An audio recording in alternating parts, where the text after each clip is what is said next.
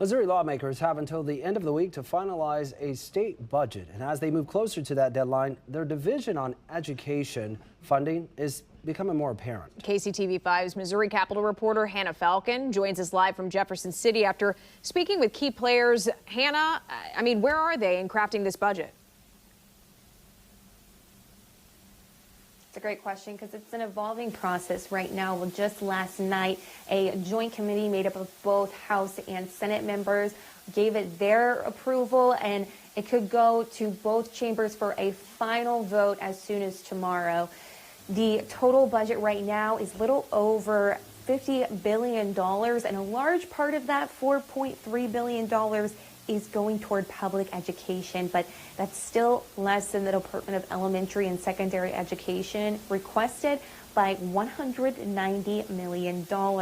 That money was left out because the lawmakers right now, they're unsure if lottery revenue, which is used to fund schools, is coming through this year.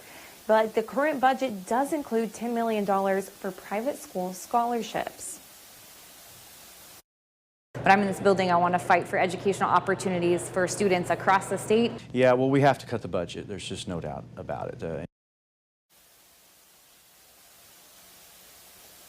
Once lawmakers give that budget final approval, possibly tomorrow, it goes to the governor's desk, and he has the power to veto any part of it.